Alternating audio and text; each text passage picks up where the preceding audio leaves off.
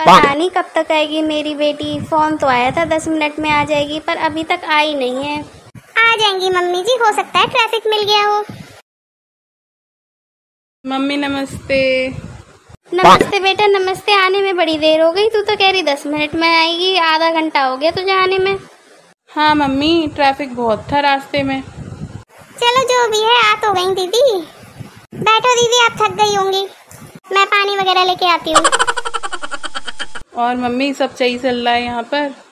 हाँ बेटा सही चल रहा है, बस 2 वक्त की रोटी मिल जा रही है, वही बहुत है मेरे लिए तो। क्यों, क्या हो गया मम्मी? बेटा जब तक झाड़ू पोछा बर्तन न करूँ ना, तब तक 2 रोटी भी नसीब न होती है, वरना कुरकुर करती रहती है तेरी भाभी। अच्छा मम्मी बताओ, भाभी ने तो तुम्हें बहुत परेशान कर रखा है। बेटा चैन से जीना हराम हो रहा है मेरा, बस मैं ही जी रही हूँ, कैसे जी रही हूँ मुझे ही पता है। बेटा से कहूँ तो कलेश हूँ मैं घर में, इसलिए मैं तो चुप ही रहूँ। माँ बेटियों ने आते ही मेरी बुराई शुरू कर दी होगी।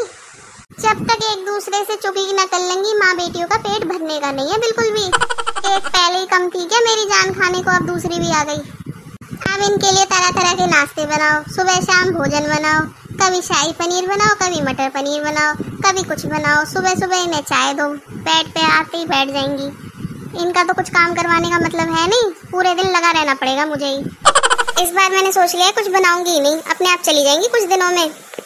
ऐसा करती हूँ, कमर के दर्द का बहाना बना लेती हूँ, कह देती हूँ मेरी कमर में बहुत दर्द हो रहा है। माँ बेटी रोज खुद ही काम करेंगी, खुद ही खाना बनाएंगी, खुद ही झाड़ू पोछा करेंगी, मुझे कुछ नहीं करना पड़ेगा, अपने आप ही चली जाएंगी दीदी परेशान होकर।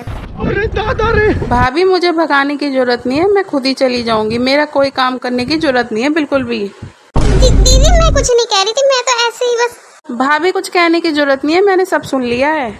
जा रही हूँ मैं अपने घर, रहो यहीं पे आराम से, और भैया को जरूर बताऊंगी तुम्हारी फोन पे ये करतूत।